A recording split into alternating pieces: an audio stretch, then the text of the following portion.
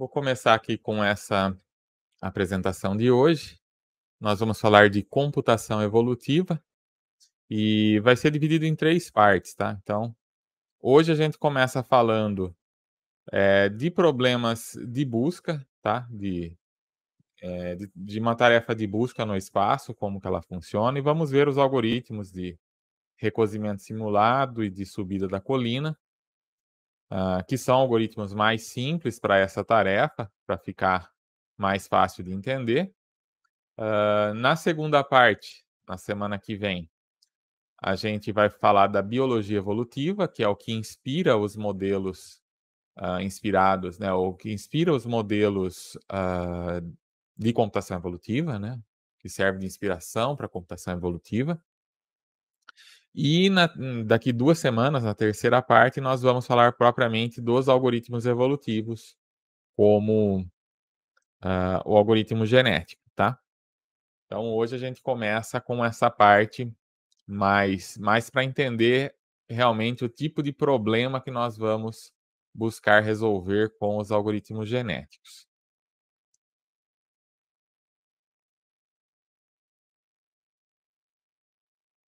Então, a computação evolutiva é um campo de pesquisa que utiliza ideias da biologia evolutiva para desenvolver técnicas para a resolução de sistemas complexos.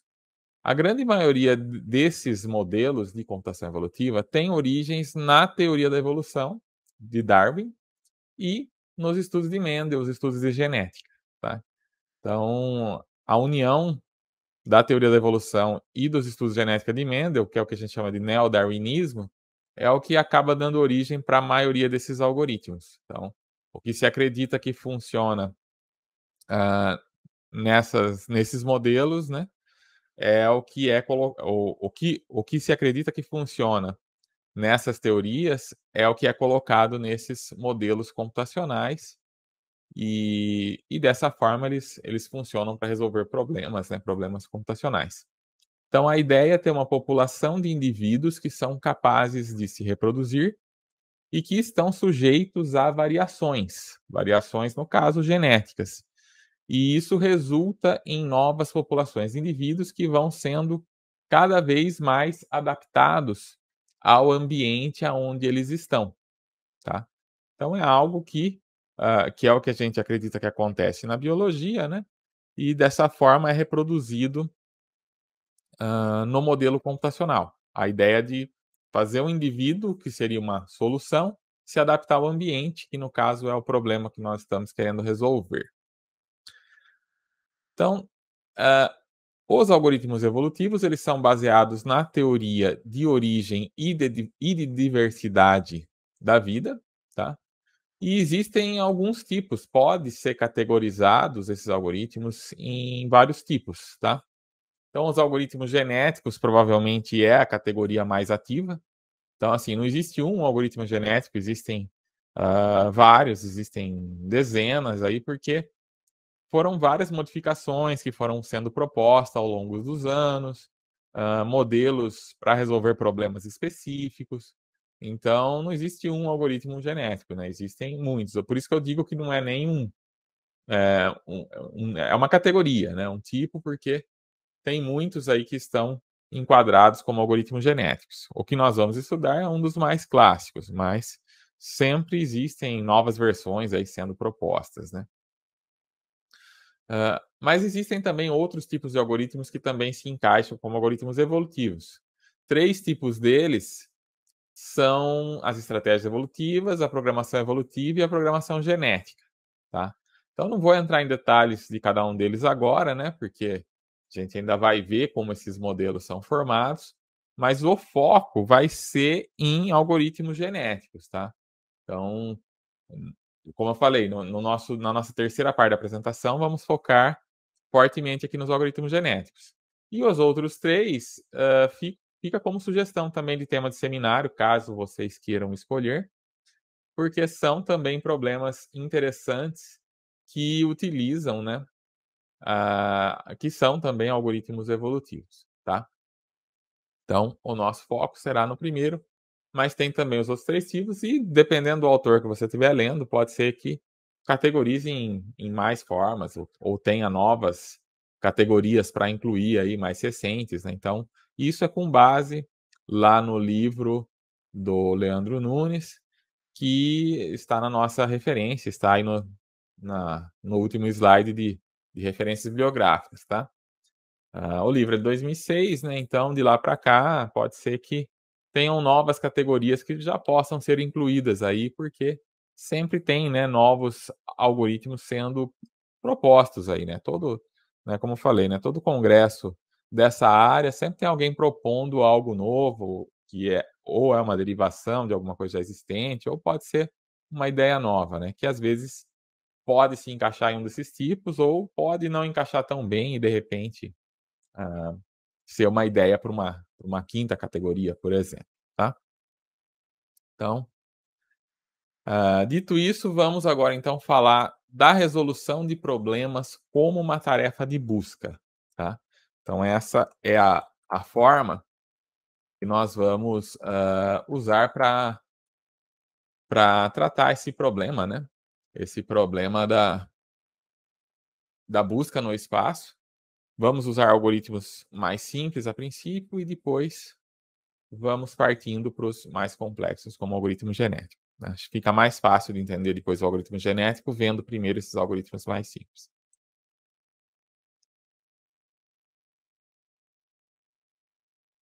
Então, dentro desse contexto, um problema é uma coleção de informações das quais alguma coisa vai ser extraída ou inferida. Por exemplo, conhecimento, né, algum conhecimento vai ser inferido. Então, por exemplo, uma função numérica que precisa ser maximizada.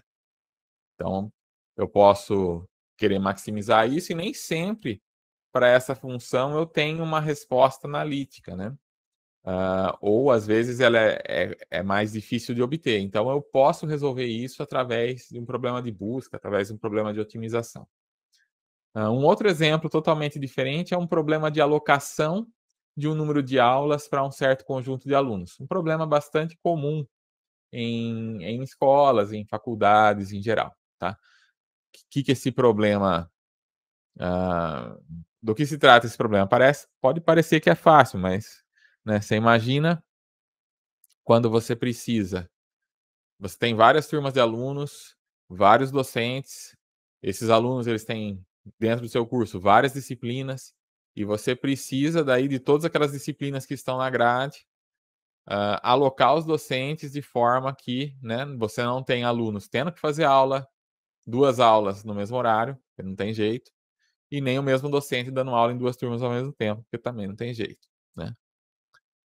Então como que você resolve isso, né?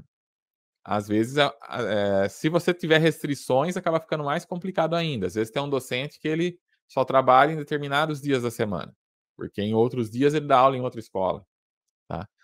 Hã, Às vezes você tem restrições do tipo, o aluno lá no nosso campus, por exemplo, se o aluno estiver tendo aula no bloco didático e depois ele for ter uma aula no laboratório do DEMAC, ele precisa ter um tempo de deslocamento. Você não pode pôr a aula acabando uma, já começando a outra, porque se ele for a pé de um lugar para o outro, ele vai levar 10, 15 minutos caminhando, você precisa levar isso em consideração também. Então tem uma série de restrições. Às vezes você tem uma aula que ela, né, vamos supor, você tem uma aula que tem lá 1 hora, mas você tem a hora aula é considerada 1 hora ou 50 minutos, depende da instituição. Mas você precisa, às vezes, alocar 2 em sequência, ou 3 em sequência, até 4 em sequência, como acontece na Unesp. E aí, como é que faz, né? O dia que você está alocando 4 em sequência, você não pode pôr outras 2. Então, tudo isso são restrições que vão dificultando bastante a vida de quem precisa organizar esse calendário. As salas, você precisa de sala para colocar os alunos. Então, lá no bloco didático tem sala de 30, de 40, de 50, de 60 alunos. Se você põe, às vezes, uma turma menor numa sala maior, essa sala pode fazer falta para uma outra turma, né. Às vezes você precisa de laboratório. Laboratórios têm também quantidade limitada, né, então lá no DEMAC temos lá 3, 4 laboratórios que precisam ser alocados para as aulas. Se tiver mais aulas do que laboratórios naquele mesmo horário, como é que resolve, né? Às vezes tem mais turmas, mas uma determinada turma não cabe no laboratório menor, ou uma determinada turma precisa de um software específico, de um hardware específico, que só tem no laboratório. Enfim, vocês entenderam o tamanho do problema. Isso resolver manualmente, dependendo das restrições, da instituição, da quantidade de turmas e professores, pode ser muito difícil. E aí, você pode contar com um software que tenta otimizar isso para você.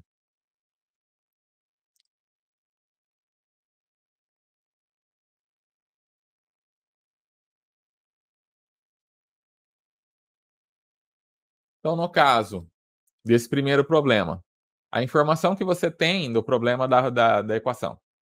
A informação que você tem é essa equação aqui, f de x igual a x ao cubo mais x mais 3. Qual que é o objetivo? O objetivo é determinar o valor de x que minimiza essa função, que dá o menor valor possível para f de x. Tá? Então, isso pode ser o problema que você precisa resolver. Tá? Essa equação, se vocês olharem, pode falar, mas isso é fácil, não preciso. Mas imagina que fosse uma equação muito maior, com muitos mais variáveis. Né? Às vezes, resolver analiticamente é impossível. Tá? Ou é muito complicado. E aí você pode buscar soluções alternativas, soluções mais rápidas. No segundo problema, né, como já falei, as informações que você tem, número de estudantes, turmas de estudantes, salas de aula disponíveis, os professores disponíveis. Então, tudo isso você leva em consideração para poder alcançar o seu objetivo, que é encontrar um horário para todas as aulas de uma faculdade em um determinado semestre. Tá? Às vezes é até mais complicado que isso, né? Recentemente, lá no DEMAC, a gente passou por esse problema de reformular o curso de graduação, quem passou pela graduação de lá sabe, né? Então, aí você tem disciplinas novas para entrar, disciplinas que saem, e aí você precisa ver em qual ano do currículo você vai colocar uma determinada disciplina, e às vezes ela depende de uma outra disciplina que precisa vir antes. Então, tem todas as dependências, e aí você tem mais essa dificuldade, né? Então, além de, às vezes, além do problema de distribuir as aulas em salas e com professores, você também, às vezes, tem o problema do próprio currículo, que precisa ser organizado de uma forma que ajude nisso aqui.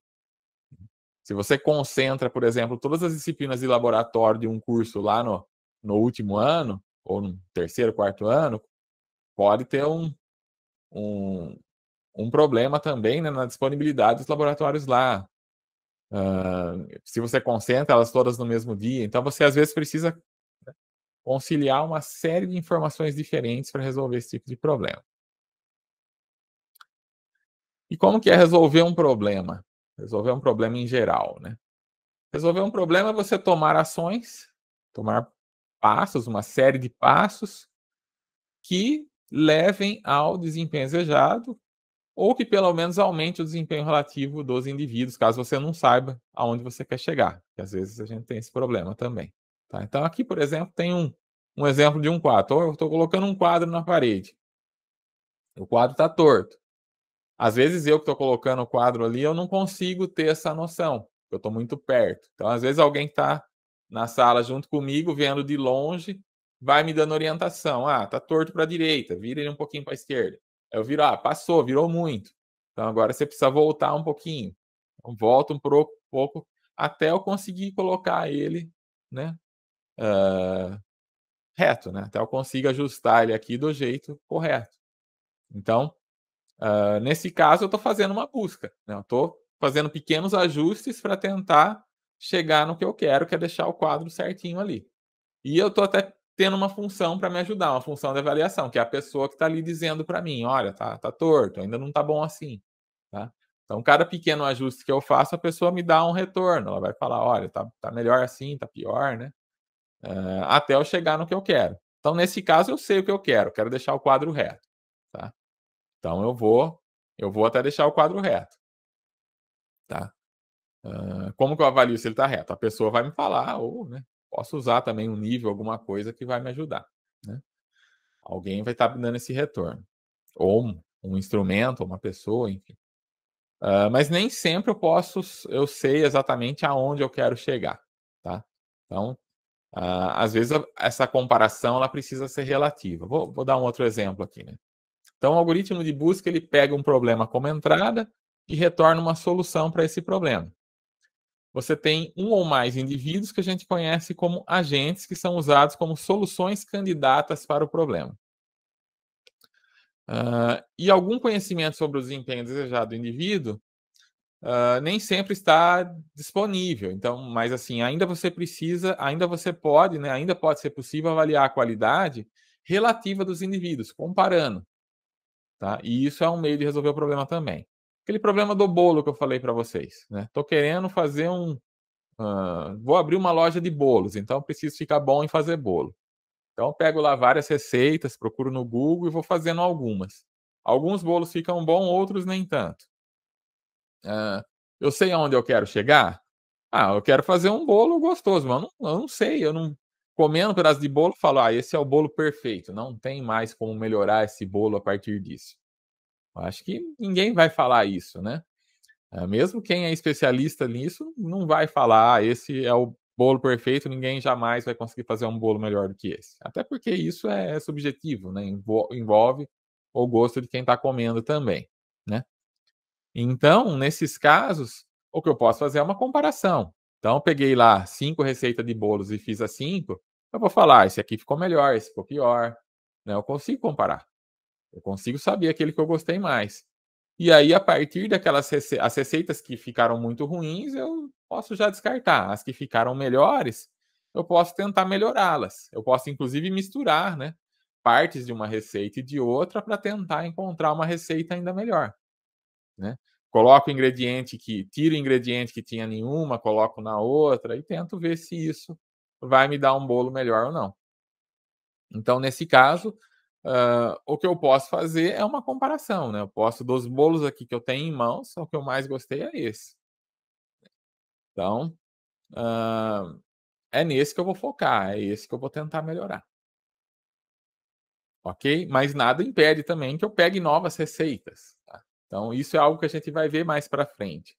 Você tem que ter um bom balanço, né, entre exploração e explotação, entre você buscar algo totalmente novo e tentar focar naquela solução que você já tem. Então, eu posso fazer as duas coisas ao mesmo tempo. Eu posso tentar melhorar o meu bolo, que até agora ficou melhor, mas eu posso continuar na minha busca por outros tipos de bolo que são bastante diferentes. Tá? Então, a primeira etapa de resolução de um problema é a formulação, e isso depende da informação que eu tenho disponível. Então, os principais conceitos que eu tenho são a escolha da representação, a especificação do objetivo e a definição de uma função de avaliação. Vamos falar de cada uma dessas 3 coisas a seguir.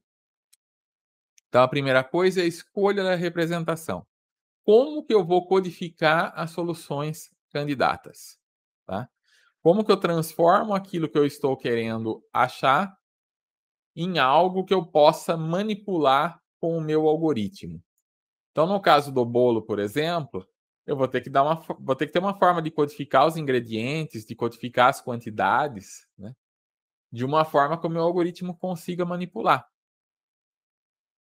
E a interpretação disso implica no espaço de busca e no tamanho do espaço de busca.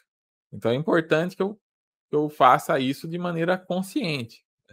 Eu preciso, né, ter lá um universo de ingredientes, por exemplo. Cada ingrediente pode ser uma dimensão do meu problema. E aí a quantidade desse ingrediente é o valor que eu vou colocar nessa dimensão. É uma forma de resolver. Então, quantas gramas de açúcar eu vou usar, quantas gramas de farinha eu vou usar, tudo isso eu vou codificar, cada um numa dimensão do meu problema. Então, dependendo do problema, eu posso codificar isso de uma maneira diferente. Eu posso ter várias formas de codificar e eu preciso escolher. Tá? O espaço de busca, né, ou os estados, eles são definidos pela configuração inicial, pelo estado inicial e pelo conjunto de estados possíveis. Tá? Então, se eu pensar de novo no caso do bolo, quais são os estados possíveis? Cada combinação de uma certa quantidade de açúcar, com uma certa quantidade de farinha, com certa quantidade de água, de leite, de tempo de cozimento. Cada um desses vai me dar um estado possível. Vai me dar uma configuração possível. Por isso que isso muitas vezes é um espaço de busca muito grande, né? Você imagina todas as combinações possíveis de quantidades só desses poucos ingredientes que eu falei aqui, tá?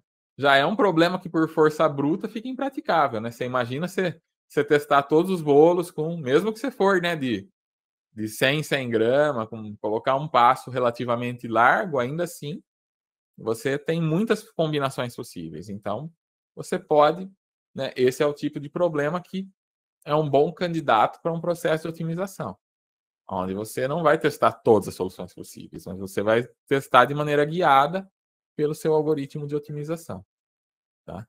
Então, passo muito importante: escolher uma boa representação. Uma representação ruim pode atrapalhar bastante na hora de encontrar a solução, principalmente se você colocar representações que vão te dar soluções que não são factíveis, soluções que não fazem sentido. Às vezes, intuitivamente, eu já sei que eu não devo colocar um certo ingrediente numa quantidade tão grande, ou que tal ingrediente tem uma certa correlação com o outro, e se eu coloco esse, eu preciso colocar o outro também. E essas coisas eu posso já jogar direto no meu espaço de representação para facilitar a vida do meu algoritmo lá na frente. A segunda coisa que eu preciso especificar é um objetivo, é descrever o propósito que eu quero atingir, né? A expressão matemática da tarefa que vai ser cumprida. Então, por exemplo, se o objetivo é minimizar essa função aqui, então o objetivo pode ser o quê? Minimizar f de x. Eu conheço f de x, eu quero minimizar ela, então o meu objetivo é minimizar f de x, encontrar o menor valor possível para f de x. Então, se eu consigo encontrar uma expressão matemática que represente o meu problema, ótimo, porque daí eu posso simplesmente falar, eu quero resolver essa expressão. Normalmente é minimizar ou maximizar. Eu estou tentando encontrar o melhor valor ou o maior valor ou o menor valor para uma determinada função, que pode ter, no caso, múltiplas variáveis, múltiplas dimensões. Então, não, esse problema pode parecer simples, né, mas existem problemas muito mais complexos que nós precisamos resolver. E terceira coisa, também muito importante, é definir uma função de avaliação, tá? É uma função que vai retornar um valor específico indicando a qualidade de uma solução candidata, de uma solução individual, dada aquela representação. Então, dado que você representou aquilo daquela forma, essa função ela te dá um valor. Se é uma equação eu estou testando valores de x, uma equação começa aqui, é só colocar lá o valor de x e o f de x é a função, já que avalia para mim. Em outros problemas, eu posso ter outras representações matemáticas. No problema do bolo, como é que eu faço? Como é que eu resolvo? A função de avaliação é alguém que vai fazer a receita e vai comer o bolo para experimentar e me dar uma resposta, certo? Então, como que está codificado? Está codificado através de uma receita. E como que essa receita vira um bolo e esse bolo é avaliado? Alguém vai ter que pegar essa receita, segui-la, fazer o bolo, comer um pedaço do bolo e falar se gostou ou não, dar uma nota para o bolo, por exemplo, tá? Que pode ser uma nota relativa com relação aos outros bolos que já foram feitos, tá? Então, o importante é ter uma função de avaliação. No caso do quadro lá, como eu falei, tinha alguém me dizendo se estava bom ou não. Melhor do que falar se está bom ou não é alguém que fala se está perto ou longe do ideal, né? É aquela brincadeira de criança que você está procurando alguma coisa e está lá sem saber onde essa coisa está e alguém fica te dando a dica, está frio, está morno, está quente, né? Isso pode ajudar também. Então, uma função de avaliação que te diz o quão perto você está do seu alvo também é algo que ajuda bastante nesse processo. Que aí você sabe que se você está indo na direção que está esfriando, você não deve ir para lá, você deve voltar para a direção que está esquentando. Então, quando você não tem o conhecimento, né, você pode usar, né, como meio de avaliar a qualidade relativa dos indivíduos. Então, dentro daquele conjunto, você pode ver qual que é o melhor. Quando você está definindo um problema de busca, você tem um conjunto, né, você tem um espaço de busca S, você tem algumas restrições. E essas restrições, se você viola, você inviabiliza implementar a solução. Então, na busca por uma solução melhor, você tem que conseguir mover de uma solução para outra sem violar essas restrições, tá? Ou seja, você tem que ter operadores no seu algoritmo que gerem soluções que são factíveis. Eu não quero um algoritmo que vai gerar uma solução que, né, não tem como fazer. Tá? Então, se eu tenho lá um limite no orçamento do meu bolo, tá? Então, eu tenho lá um limite de tantos reais, que é o máximo que eu posso gastar para fazer esse bolo. Então, eu não vou colocar ingredientes que aumentem esse limite, que passem desse limite. Então, eu preciso colocar restrições que não vão deixar passar daqueles valores, que vão restringir a quantidade de cada ingrediente ou de um conjunto de ingredientes. Então, eu posso fazer isso. Aqui tem um exemplo de um jogo de xadrez, por exemplo. Então, cada posição aqui do tabuleiro é uma posição em que esse cavalo pode estar, certo? Mas se ele está nessa posição, no próximo instante de tempo, ele não pode ir para qualquer outra posição. Ele tem limites, ele tem restrições e movimentos que ele pode fazer. Então, o próximo movimento dele tem que ser para uma dessas casas que estão marcadas pela seta aqui. Fora dessas casas, ele não pode ir, porque é contra as regras do jogo de xadrez. Tá? Então, no seu problema, quando você está buscando uma solução, você não pode ir para um estado que não é permitido. Você tem que sempre ir para algum estado que o seu problema permita, que é uma solução factível. Pode até ser uma solução ruim, mas é uma solução possível, uma solução viável para o seu problema. Você não vai saber se você sabe se ele é bom ou ruim desde o início, você não precisa de usar um algoritmo de busca. Mas você tem que ser uma solução que é factível. Então, por exemplo, lá no f de x, você pode ter uma faixa de valores válidos. Então, de repente, eu não vou gerar um x que é maior do que 10 ou que é menor do que menos 10. Então, definir uma faixa. Eu quero achar f de x, minimizar f de x na faixa de x igual a menos 10 até x igual a mais 10. Qualquer coisa fora disso, eu não quero que o meu algoritmo gere lá uma população, um indivíduo, que é x igual a 12, porque isso está fora do meu intervalo. Não é factível, não vou usar. No problema de alocação de salas, uma turma não pode ter duas aulas ao mesmo tempo. Então, eu não vou gerar um indivíduo que coloca duas turmas na mesma sala ao mesmo tempo. Um professor dando aula em mais de uma turma ao mesmo tempo. Uma sala alocada para duas turmas ao mesmo tempo. Tudo isso eu posso colocar como restrições no próprio espaço de busca. E aí eu não permito, né, que o meu algoritmo gere essas soluções que não são válidas. Então, dado um espaço de busca S, junto da sua parte factível F, você tem então um F que está contido em S. E o seu objetivo é o quê? É encontrar um X que pertence a F, um X asterisco aqui que pertence a F, tal que a avaliação desse X, a função de avaliação desse X asterisco, é menor, igual que a avaliação de X, para todo X que pertence à solução factível. Dá um tempinho para vocês analisarem essa definição.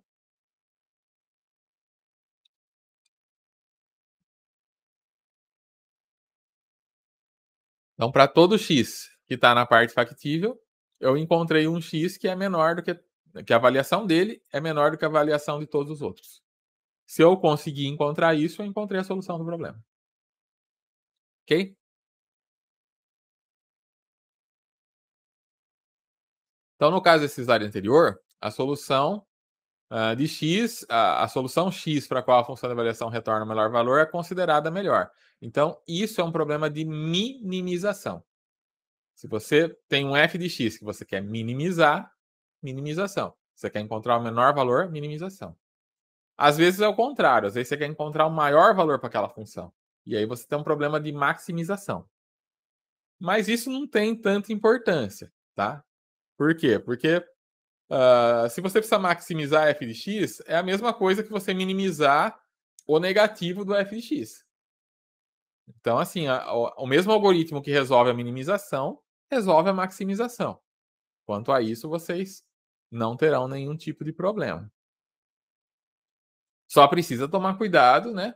De não minimizar quando o objetivo é maximizar e não maximizar quando o objetivo é minimizar. Senão, em vez de estar encontrando o bolo mais gostoso, você está encontrando o pior bolo possível, né? E aí isso não é o que a gente quer. Ok? Então, o processo de busca, ele não sabe qual é o problema que está sendo resolvido. Ele sabe só a informação que é dada pela função de avaliação, que é a representação usada e como é feito o teste dessas possíveis soluções. Tá? Por isso que é muito importante você pensar muito bem essas coisas. A função da avaliação, a espaço de representação. Por quê? Porque se você tem uma função de avaliação que não corresponde ao objetivo, você vai estar procurando pela resposta certa para o problema errado. Se eu tenho uma equação que não é a equação que eu estou querendo resolver, eu vou estar resolvendo aquela equação, mas não é a equação que eu preciso, tá? Então, se de repente eu tô focando na minha receita de bolo em encontrar o bolo mais gostoso, de repente eu não vou estar fazendo o bolo mais saudável, tá?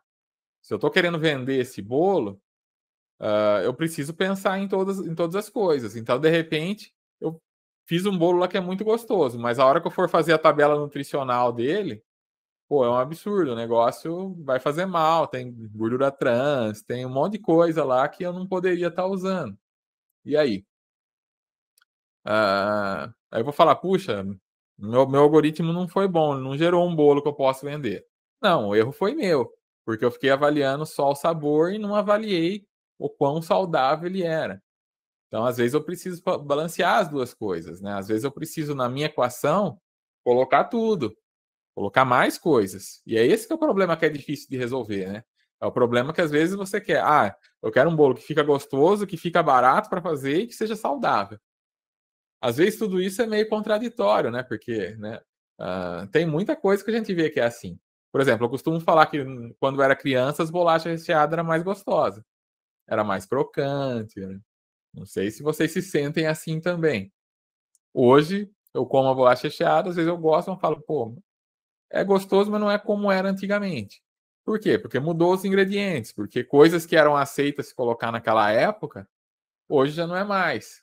E aí, de repente, hoje a bolacha ficou menos crocante, hoje ela ficou, né? A farinha que estão usando é a integral, não é mais a outra, então isso muda um pouquinho a consistência, e de repente, né? Não é tão bom. Mas, por outro lado, né, não faz tão mal. Então, às vezes eu preciso balancear essas coisas, né? E aí, na hora de buscar a solução para o problema, eu preciso codificar tudo isso muito bem. Porque senão eu não chego na solução que eu estou querendo.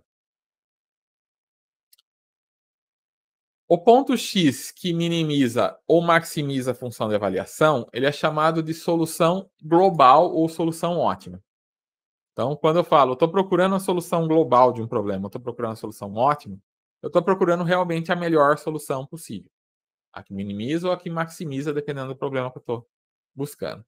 Só que encontrar a solução global para um problema pode ser bem difícil. Então, é mais fácil, às vezes, quando eu foco numa pequena porção do espaço de busca. Tá? Então, aqui temos um exemplo. Aqui é aquele famoso onde está o Wally, ou onde está o Waldo, né? Dependendo do país aí. É algo que é difícil às vezes, né? Então, quando você pega essas figurinhas aqui e tenta encontrar o Wally, se você ficar procurando aleatoriamente ou ficar olhando de longe, às vezes é difícil de você encontrar. Como que é mais fácil? É mais fácil você às vezes foca num pedaço, né? Falar, eu vou olhar aqui. Bom, ele não está aqui, agora eu vou olhar mais para cá. Se eu for olhando pedacinho por pedacinho, talvez eu consiga encontrar. Ou se eu olhar de longe e procurar onde, porque eu sei que ele usa uma camisa listrada. Então, eu vou procurar onde que está listrado aqui. Então aqui, aqui. Eu vou achar os lugares que tem umas listrinhas aí e vou, né, focar ali para ver se é ele. E talvez assim eu consiga encontrar a minha solução, tá? Então, você tem estratégias para sua busca não ficar tão aleatória. Então, como eu falei, mudar radicalmente a receita do bolo, eventualmente pode levar a um resultado muito melhor, mas também pode levar a um resultado muito pior. Então, eu ficar fazendo mudanças radicais, provavelmente eu não vou chegar no meu bolo ideal. O meu bolo ideal provavelmente vai vir de mudanças pequenas. De pegar um bolo que já está bom e tentar melhorar ele um pouquinho mais. Colocar um ingredientezinho a mais, tirar um ingredientezinho que eu estou achando que está em excesso. Essas pequenas mudanças é que podem fazer a diferença. Só que, como eu falei, eu não posso também achar que vai ser algo muito próximo disso aqui. Esquece todo o resto. Né? Eu tenho que sempre ter as duas coisas em mente. Eu preciso procurar mais soluções diferentes, mas também preciso explorar as soluções que eu já tenho. Os melhores algoritmos tendem a fazer essas duas coisas. Eles funcionam para tudo? Nem sempre. Tá? Como a gente vai ver, não tem um algoritmo ideal para tudo. Mas os que funcionam na maioria dos casos são aqueles que acabam combinando essas duas coisas. Que são o quê? A exploração e a explotação. Tá? Do inglês é exploitation e exploration. Tá? Em português a gente não usa muito a palavra explotação, mas ela existe, tá? Vocês podem procurar no dicionário que ela existe. Dentro de geociências, explotação é um termo técnico que ele é usado para se referir à retirada, à extração, obtenção de recurso natural, geralmente um recurso não renovável, né? Tipo petróleo, coisas assim, para fins de aproveitamento econômico. E isso é diferente de exploração. Tá? Exploração dentro da geociência está mais realizado com a parte de prospecção. Tá? Então, assim, eu estou fazendo uma busca geral aqui para ver em que terreno que eu posso encontrar petróleo, que eu posso encontrar ouro, que eu posso encontrar isso, que eu posso encontrar alguma coisa relevante para mim. E uma vez que eu encontro, aí eu vou explorar aquela localização que eu encontrei. E é importante que eu balanceie isso. Tá? Então vamos supor, eu estou procurando ouro, faço mineração de ouro. Encontrei ouro num determinado lugar. É claro que eu vou continuar procurando nos arredores. Tá? Então, se eu achei uma pedrinha de ouro aqui nesse terreno, provavelmente tem outras. Então, eu vou ficar procurando ali em volta, né? Nos arredores de onde eu já achei uma pedrinha. Eu vou procurar mais por ali. Porém, eu não posso ficar só ali, porque de repente tem uma jazida maior em outro lugar que eu estou deixando de explorar porque eu fiquei só num lugar. Então, o que eu posso fazer é isso. Balancear isso, né? Procurar ali nos arredores onde eu já sei que tem alguma coisa, mas não deixar de procurar em outros lugares aleatórios onde de repente eu possa encontrar algo até maior. Gosto bastante desse exemplo aqui do Edison, aqui, né? Do Thomas Edison. Quando ele inventou a lâmpada, essa invenção não veio através do melhoramento de velas, né? De melhoramentos contínuos em velas.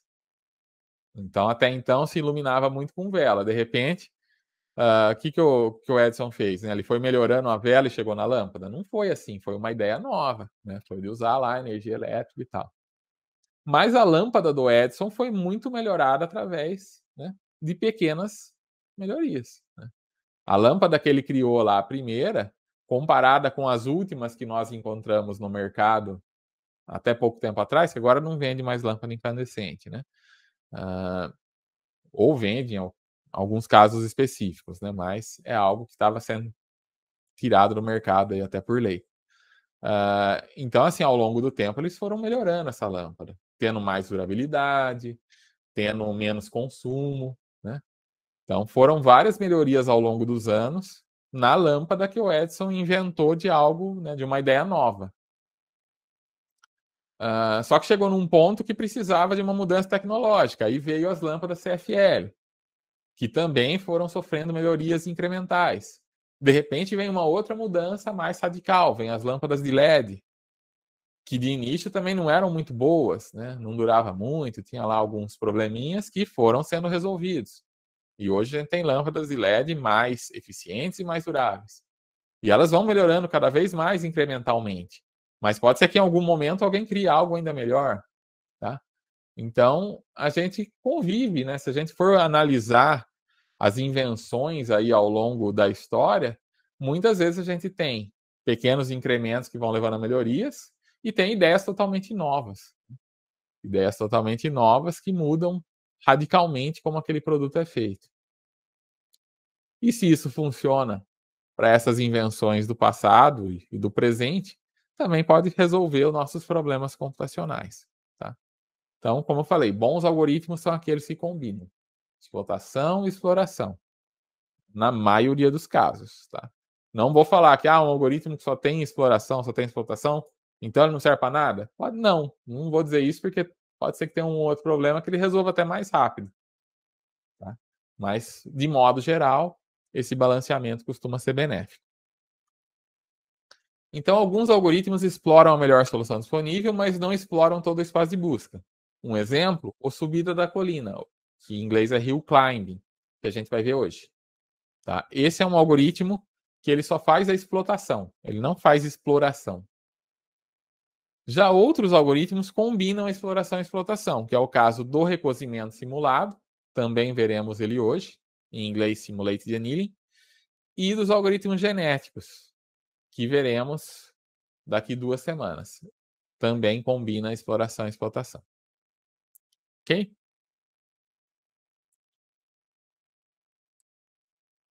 Então, foi provado já matematicamente que não é possível você escolher um único método de busca que tenha uma média de desempenho melhor em todas as execuções para todos os problemas. Não existe e nunca vai existir um problema que resolve tudo o mais rápido possível. Tá? Ninguém vai conseguir construir esse modelo que, para todos os problemas do mundo, esse aqui é o melhor algoritmo e é o mais rápido. Ele vai chegar na melhor solução o mais rápido possível. Tá? Esse teorema chama teorema no free lunch, né? Sem almoço grátis. Não existe almoço grátis. Então, assim, né, tendo isso em mente, que não existe o algoritmo perfeito, nunca vai existir, mas a gente ainda pode comparar e estimar o desempenho de algoritmos e procurar por técnicas que forneçam o melhor desempenho na média em domínios específicos. Né? É isso que nós fazemos como pesquisadores dessa área, muitas vezes. Então, tenho lá um determinado domínio, preciso otimizar parâmetros de uma máquina industrial que faz tal tipo de coisa. Qual que é o melhor algoritmo para esse domínio? Aí eu posso fazer um teste. Aí eu posso pegar uma coleção, pego algoritmo genético, pego modelos de enxames, pego vários modelos, testo naquele domínio, em vários conjuntos de dados daquele domínio, e aí eu chego à conclusão que dentro disso que eu testei, esse algoritmo foi o melhor. Então, posso falar, algoritmo genético é o melhor algoritmo para, né, muito importante tomar cuidado, né, para não fazer afirmações fortes demais. Como pesquisadores também sempre temos que ter esse cuidado. Nunca falar, tal algoritmo é o melhor. Ele é o melhor dentro daquilo que eu testei. Ele é o melhor dentro desse domínio, mais especificamente, ele é o melhor para esses conjuntos de dados que eu testei. Dentro dessas restrições que eu coloquei. Dentro desses conjuntos de parâmetros que eu usei. Né? Muito cuidado em extrapolar, né? Às vezes você testa lá um conjunto de dados e fala, esse é o melhor. E alguém vem e fala assim, peraí, tem um outro conjunto aqui que eu testei esse modelo e não deu tão certo. E aí? Então, assim, afirmações muito fortes, é bom tomar cuidado. Né? Se num ponto ela pode ser impactante para quem está lendo, por outro lado, você pode, né, quebrar a cara com isso. Ou pode lá o revisor, né, bater em você lá depois, né, dar uma resposta falando, tira esse negócio daí, não pode ser aceito dessa forma, por quê? Você não testou. Tá? Então, tenham sempre isso em mente. Não existe o melhor algoritmo para tudo. Existe o melhor algoritmo dentro daquele domínio, daqueles conjuntos, daquelas restrições. E é sempre assim que a gente vai fazer as nossas comparações, né? Bom, então um ótimo global a gente já viu o que é. É a melhor solução. É a solução que resolve o seu problema definitivamente. Mas o que é um ótimo local? Um ótimo local é uma solução em potencial, é o menor ponto dentro de uma vizinhança. Então, assim, dentro daquele grupo ali que eu testei, esse ponto é o melhor. Eu não posso garantir que ele é o melhor global, mas dentro daquelas restrições, ele é o melhor. Então, isso é um ótimo local. Então, um x pertence a f é um ótimo local se a avaliação desse x é menor ou igual que a avaliação de y para todo y que está dentro de uma certa vizinhança. Onde essa vizinhança pode ser uma vizinhança dentro de uma distância, de uma medida de distância. Tá? Essa distância entre o x e o y seja menor ou igual que um epsilon. Qual distância? Depende do problema. Euclidiana, Mahalanobis, vai depender do seu problema. Tá? E aí eu posso então definir, né, que dentro ali daquela vizinhança eu tenho a melhor solução. Quanto mais você aumenta a vizinhança, né, mais difícil fica de você ter a melhor solução, tá? Então assim, é igual aos jogos, né? No meu tempo de criança, adolescente, não tinha jogo online, até porque não tinha internet, né? Então, era fácil você achar que você era bom num jogo. Os primeiros Street Fighter lá que saíram, ou dois, que foi o primeiro que ficou conhecido, eu achava que eu era bom, porque eu jogava lá com o pessoal do bairro, com o pessoal da vizinhança, e eu ganhava bastante. Perdia também, claro, mas assim, não tinha ninguém que eu perdesse sempre, né? Sempre dava uma boa luta ali, né? Ganhava algumas, perdia outras, então eu achava que era bom. Por quê? Porque eu estava numa vizinhança relativamente pequena. Hoje, com o jogo online, né? Se eu entro lá no Street Fighter V para jogar online, só tomo pau, né? Perco a maioria das lutas. Posso até ganhar uma ou outra, mas aí eu descobri que eu não. Né?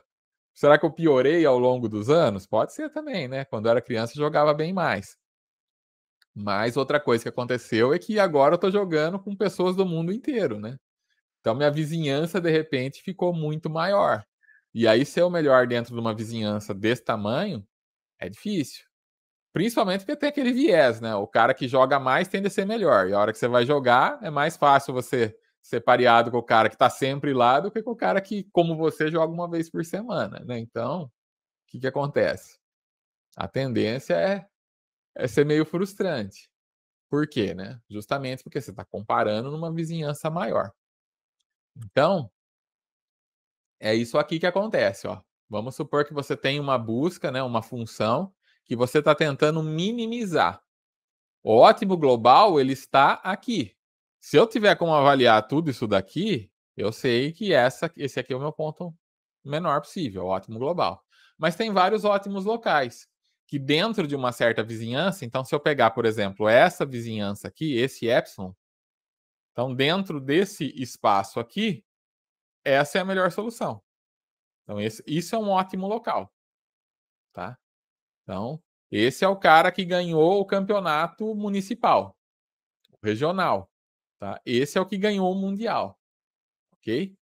Então, o Palmeiras nunca chegou aqui, por exemplo, tá? Então, o São Paulo, por outro lado, já chegou 3 vezes. Agora, aqui são outros pontos, né? Então, são pontos que você, comparando dentro da vizinhança, né? Ele é o melhor. Tá? Esse aqui dentro de uma vizinhança é o melhor, é o menor. Esse dentro de uma vizinhança é o menor. E assim por diante, tá? Então, nos nossos problemas de busca, nós temos que tomar um certo cuidado com isso. O cuidado de não ficar preso num ótimo local. E é isso que acontece quando você faz o quê? De você de você chegar num ótimo local e falar: "Ah, a melhor solução está por aqui". E aí eu fico muito tempo aqui em torno dessa solução local e não tento outras soluções, né? Então fico muito naquela receitinha de bolo que eu tô gostando e não tento uma receita radicalmente diferente que de repente ia dar um bolo muito mais gostoso, tá? Por outro lado, também você ficar pulando para lá e para cá, só explorando e nunca explotando, também, né? Qual que é a chance de eu chegar aleatoriamente nesse ponto aqui? É muito difícil, né? Mais difícil. Então, assim, se eu ficar só jogando aleatório, né? para tentar achar esse ponto, eu também não vou ter sucesso. Então, as duas coisas podem me levar ao fracasso, né? Eu ficar só explotando, porque eu posso ficar preso num ótimo local, que às vezes nem é tão bom assim. Por exemplo, esse ponto, olha como ele está alto aqui, né? Ele é um ótimo local, mas, pô, tá bem longe do global aqui, né? Distância, a altura dele aqui, né? Mas também ficar jogando aleatório, né? Dificilmente eu vou ter sucesso, né? É a brincadeira lá de pôr o rabo no elefante, lá de olho vendado. É muito difícil, porque você não tá vendo, né? E sem ninguém dar uma dica, né? Você acertar lá no ponto certinho, sem né, conseguir testar nada, é muito difícil. Tá?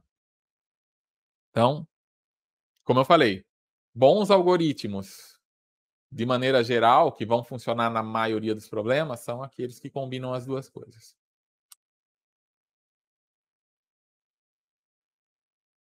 Então, a função de avaliação ela vai definir uma superfície de resposta que é chamada de cenário de aptidão, ou do inglês, né, Fitness Landscape.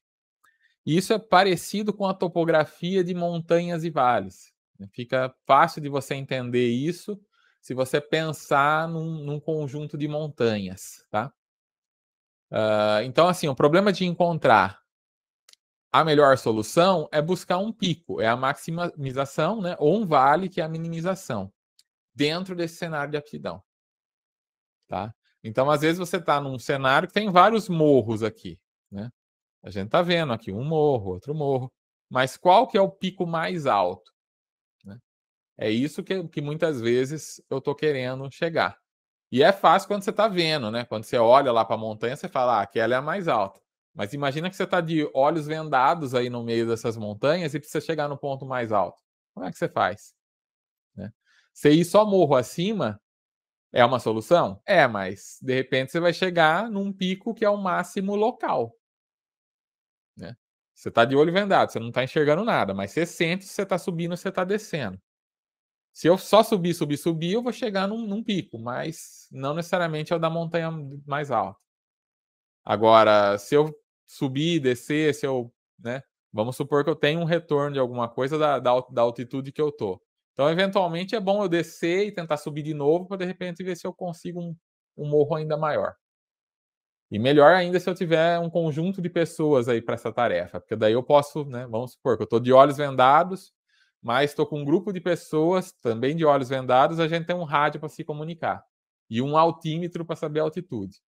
Pô, isso facilita um pouquinho também, né? Porque aí eu posso me comunicar e ver quem está numa altura maior e de repente eu posso ir lá explorar a região de quem, né, já encontrou uma solução melhor.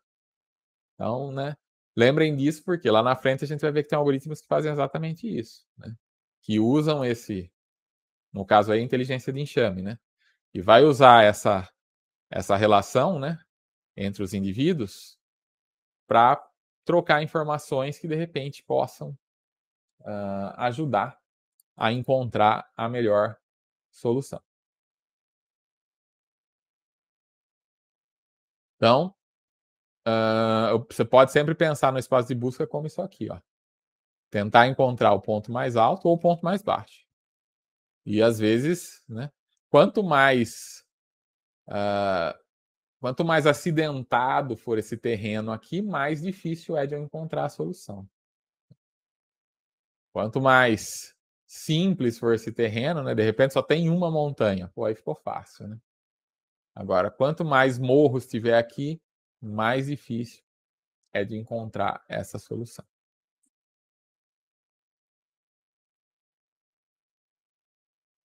Então, amostrar novos pontos no cenário é basicamente feito nas imediações do ponto atual.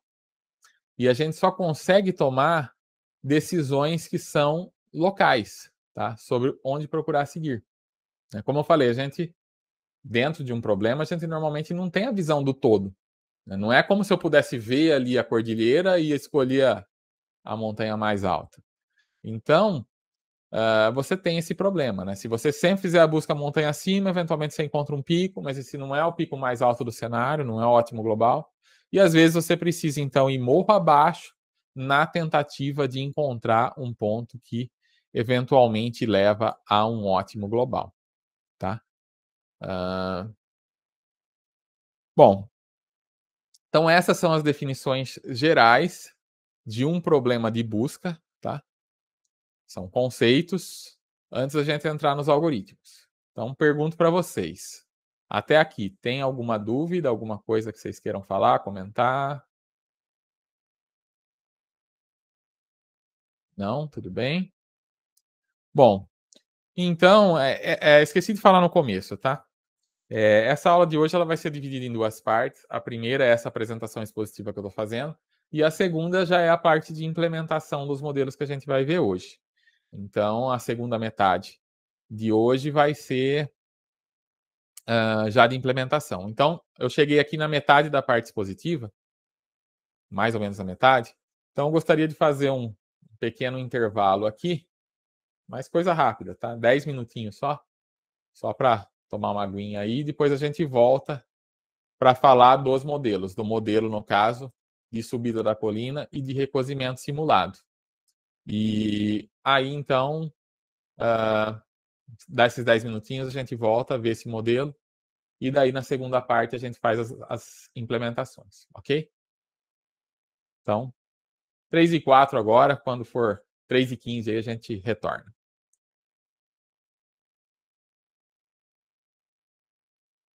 Bom, então agora vamos falar sobre dois algoritmos de otimização, de busca no espaço, que é o subida da colina e o recozimento simulado. Começar então explicando que essas são duas técnicas tradicionais, né? Sendo que o recozimento simulado, ele dentro do recozimento simulado a gente vai ver também um subida da colina que é probabilístico, não, um meio termo, digamos, entre subida da colina e recozimento simulado.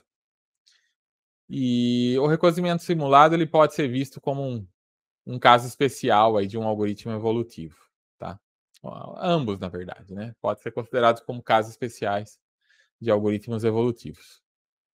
E a gente vai estudar esses algoritmos, então, como um estudo e preparação para os algoritmos evolutivos, para ter uma melhor compreensão e para poder fazer uma comparação de desempenho. Tá? Então, é importante que eu vou pedir na segunda metade dessa aula para vocês fazerem a implementação, e tem lá alguns exercícios, e esses exercícios já vão servir como base para o primeiro trabalho, que eu vou passar só daqui 2 semanas, tá? Não se preocupem com ele ainda. Mas as simulações que vocês fizerem de subida da colina e recozimento simulado já vão servir para esse trabalho, porque lá eu vou pedir uma comparação entre algoritmos genéticos e subida da colina e recozimento simulado. Que aí fica fácil de entender também essa questão de qual algoritmo é melhor, por que é melhor, tá? Isso vai ficar mais claro quando vocês verem esses problemas sendo resolvidos, né, os problemas propostos sendo resolvidos por esses algoritmos.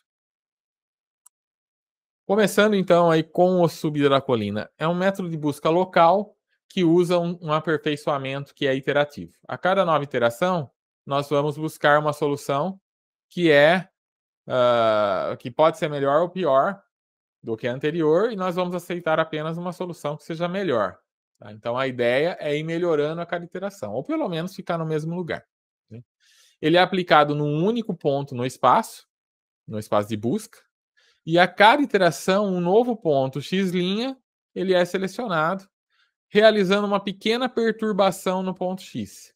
Então, dar um passo para tentar subir a colina equivale a você pegar essa sua variável x, ou as suas variáveis, podem ser mais do que uma variável, né? Podem ser várias variáveis. E aí você perturba essas variáveis, ou essa variável, e vê se essa solução melhorou. Equivale a alguém que está lá subindo a colina dar um passinho. Tá? Deu um passo, e esse passo ele pode ter sido morro acima ou morro abaixo. Concorda? Tá? Você não está vendo. Você vai dar um passo para frente, para trás, para a esquerda, para a direita. Né? Você vai escolher um ângulo e vai dar um passo. Esse passo ele pode ser no caso do mundo nosso tridimensional, né? Você tem ali 2 dimensões para escolher para onde você vai. Então, você pode, digamos, escolher um ângulo de 0 a 360 para dar um passo.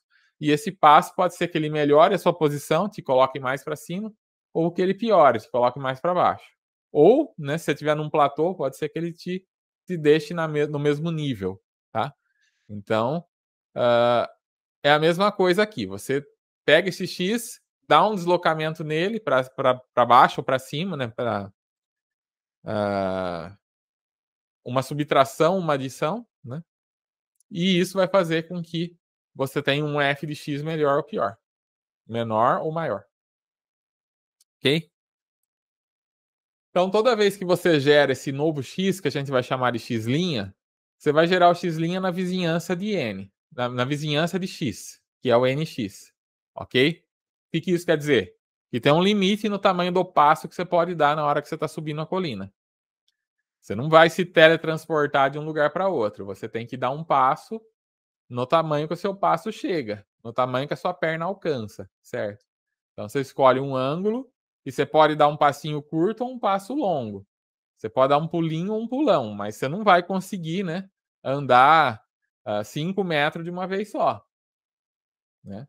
Então você vai dar um passinho de alguns centímetros ou de 1 metro ali de cada vez. E é isso que você faz esse algoritmo. O seu x' ele está na vizinhança do x, ele nunca vai estar muito distante do x. Então, o seu x' na prática é um x mais um ΔX, aonde esse ΔX ele é limitado, de um valor de menos alguma coisa até mais alguma coisa. E esse alguma coisa depende do seu problema naturalmente, tá? Esse alguma coisa não pode ser muito grande com relação ao seu problema, nem muito pequeno. Se ele for muito pequeno, você resolve o problema, mas pode demorar muito tempo. Quer dizer, você vai subir a montanha, mas dando passinho de milímetros. Você vai chegar lá no topo, mas vai demorar, né? Se você está subindo a montanha mais alta, você vai chegar no topo dela, que vai ser ótimo global, mas vai demorar muito. Agora, por outro lado, dar passo muito longo, além de ser biologicamente não plausível, aí, né, do ponto de vista da física, você não vai conseguir dar um salto muito grande, mas para o seu problema também é ruim, porque às vezes, ao dar esse passo muito grande, você passa do pico, né? Vamos supor que você não está vendo o pico e você dá um pulão. Esse pulo pode ser que você sai de um lado da montanha e cai no outro, sem parar no pico. Então, dar um passo muito grande também é ruim. E um passo muito grande vai acabar virando aquela busca aleatória que a gente falou que não é vantajosa. Então, o seu passo tem que ser dentro da vizinhança. Nem muito grande, nem muito pequeno. Para cada passo, você vai decidir se você aceita esse novo ponto ou não. O que é aceitar um novo ponto? Equivale a, na minha subida da montanha, eu dei um passinho. Se eu vi que eu fui morro acima, beleza, eu aceito. Se eu vi que o meu passo foi morro abaixo, eu volto. Tá? Eu coloquei o pé. Opa, não estou sentindo o chão aqui, quer dizer que eu estou descendo, então eu volto. Eu não aceito esse ponto mais baixo. Tá? É uma forma de você evitar aceitar soluções que sejam piores do que aquela em que você está atualmente. Então, você vai avaliar o x e avaliar o x'. Como que eu avalio? Com a função de avaliação lá que a gente já falou sobre ela. Uma vez que eu tenho a função de avaliação do x e a do x', eu vou pôr as duas na balança. Aquela que for melhor é a que eu vou ficar. Se o x é melhor que o x', eu mantenho o meu x e esqueço o x' que eu gerei. Se o x' é melhor que o x, eu aceito o x' e esqueço o x. Quer dizer, eu vou para a nova posição e esqueço a posição antiga. Ok? Quando eu paro? Quando que eu paro de subir? Eu posso parar quando nenhuma melhoria pode ser obtida, ou seja, um número fixo de iterações. Desculpa. Nenhuma melhoria pode ser obtida, ou seja, eu já vi que eu dou um passo para lá, não consigo melhorar. Eu dou um passo para cá, não consigo melhorar. Né? Já dei passo para a esquerda, para a direita, para frente, para trás, para diagonal. Nada melhora. Já tentei várias vezes. Ah, provavelmente eu cheguei no topo. Então eu paro. Cheguei no ótimo global ou num ótimo local, porque a subida da colina não garante que eu vou chegar num ótimo global. Então aí eu paro. Quando também eu posso parar? Quando o número fixo de iterações foi realizado. Ah, mas por que parar quando o número fixo? Porque às vezes eu tenho prazo, né? Eu preciso resolver o problema em certo tempo. Então, eu vou fazer N iterações e a melhor coisa que eu achar até ali é o que chegou. Não vou tentar mais além disso. Deu o meu tempo, deu o meu número máximo de passos, eu paro. Posso parar assim também. Ou posso parar quando eu chego num alvo. O que é um alvo? Eu sei que o topo da montanha tem uma certa altitude. Então, mesmo que eu não esteja enxergando, a hora que eu olhar ali no meu altímetro e vi que eu cheguei naquela altitude, é porque eu cheguei no topo. Então, não tem mais por que eu continuar tentando. No meu problema, isso equivale a achar o f de x que eu quero. Então, vamos supor que eu sei que o f de x mínimo é zero. Então, a hora que eu chegar em fx0, eu já sei que eu já cheguei no meu melhor x e eu posso parar. Como é que eu sei isso? Eu posso testar. Posso fazer um número razoável de tentativas. Posso tentar 10 vezes, ver que não melhorou, paro. Ah, mas às vezes eu ia conseguir a melhor na 11ª, na 12ª. Então eu tento 100. Ah, mas pode ser que... Sempre vai ter um pode ser. Então vou ter que achar um valor razoável. Tá? Quantas vezes eu vou considerar... Desculpa. Quantas vezes eu vou considerar que eu tentei antes de achar que, bom, realmente não está melhorando mais? E aí depende do problema também, tá? Então eu posso colocar um valor razoável aí. Número fixo, qual que é o número fixo ideal? Depende de quanto tempo você tem. Quanto tempo você tem para resolver esse problema? 1 minuto? 10 minutos? 1 hora? Quanto tempo leva para fazer cada iteração? Aí você põe um valor aí, tá? Eu costumo, mesmo que eu não preciso ter um valor, eu coloco um valor fixo, nem que for um valor bem alto, que é para o meu algoritmo não ficar rodando indefinidamente, né? Então, sempre coloco uma alternativa de parada. E o ponto-alvo atingido? Nem sempre eu vou saber isso, tá? Depende do problema. Se eu sei aonde eu quero chegar, se eu sei qual que é a altitude do ponto mais alto, eu posso ter esse ponto-alvo. Se não, não. Tá? Se eu não sei qual que é o ponto mais alto, eu não vou usar esse ponto-alvo. Ou uma outra alternativa é assim, uma altura que eu quero chegar, tá? Então, assim, eu não quero o bolo nota 10, o nota 9 já tá bom para mim. Então, a hora que eu chegar num bolo nota 9, eu paro, mesmo sabendo que pode não ser o ótimo global. Então, tudo depende do problema. Depende da informação que você tem. Se você tem um alvo, põe o alvo, porque se você tem um alvo e não põe esse alvo, pode ser que você vai ficar gastando tempo à toa. Você já chegou no pico e vai ficar tentando, um pico ainda maior que não existe. Então, nesse caso, né, se tem um alvo, é bom pôr, para economizar tempo de processamento. Não que você vai piorar a solução, porque não tem como. Mas você vai economizar tempo se você colocar um alvo. Vamos ver como é que fica o algoritmo do subida da colina? Então, você vai ter um ponto x, que é o ponto atual. G é o valor alvo para a função de avaliação. Tá? X, nota que x aqui está com notação de vetor. Está negrito. Porque nem sempre o x é um valor único, tá? Não é um escalar. Às vezes ele é um vetor. Você pode ter várias variáveis. Já o g, no caso nosso, está como um escalar. Por quê? Porque é o valor da função de aptidão. E ela vai te dar um valor que é único aí, né? Um único valor, um valor escalar. É o valor alvo para a função de avaliação, tá? A função de avaliação te dá um escalar, então o alvo é um escalar. Assumindo que ele é conhecido. Se não for, aí você esquece isso aqui. E maxit é o número máximo de iterações permitidas. Só para o meu algoritmo não ficar rodando para sempre. Não entrar no loop infinito aí caso eu faça alguma bobagem. Ou caso eu tenha usado um passo muito pequeno, ele vai demorar, sei lá, muito tempo para chegar na resposta. Então, para ali antes. E aqui está o nosso algoritmo Hill Climbing. Tá? Notem que ele tem, então, uma função aqui para entrar, hill climbing, onde ele vai receber o máximo de iterações e o alvo, tá? Se houver um alvo. Tá? Você inicializa x. X é o meu local atual, é o ponto onde eu estou naquele momento. Como eu inicializo o x? Aleatoriamente, normalmente. Ou se eu for rodar o algoritmo várias vezes, eu posso definir um padrão para inicializar o x. Tá? Mas se eu for rodar uma vez só, é aleatório. Em seguida, já avalio o x. Vai que eu dei sorte, né? De repente, eu já dei muita sorte e o valor que eu chutei para x já é o melhor, né? Então, já vou avaliar ele aqui. Mas eu avalio principalmente porque eu preciso comparar a minha próxima posição. Né? Então, eu avalio o x aqui. Marco o tempo, isso é a primeira iteração. Entro num laço aqui de repetição, né? Num enquanto. Enquanto o tempo for menor do que o tempo máximo, tempo aqui no caso é número de iterações. Né? Enquanto o número de iterações for menor que o número máximo de iterações, eu vou continuar, né?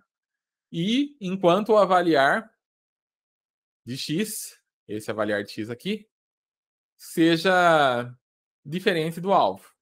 Então, enquanto não chegou o número máximo de iterações e enquanto eu não cheguei no alvo, eu vou fazer o seguinte. Eu vou perturbar o x, pequena perturbação, vai gerar um x', e vou avaliar o x'. Se a avaliação do x' for melhor que a avaliação de x, então vou aceitar esse x' como sendo meu novo x. Vou aceitar a nova posição. Dei um passo. O passo foi morro acima? Aceito. Não foi morro acima? X continua sendo X. Não tem senão aqui. Né? Então, isso quer dizer o quê? Que o X vai continuar sendo o que ele era e o X' vai ser descartado. Fim do C. Soma 1 na quantidade de iterações e repito. E repito, até que uma dessas duas condições não seja verdadeira. Ou seja, que acabou o número de iterações ou que eu cheguei no meu alvo.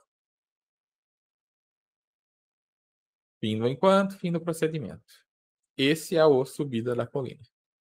Vou dar aí alguns segundos para vocês olharem esse algoritmo e me perguntarem se vocês têm alguma dúvida.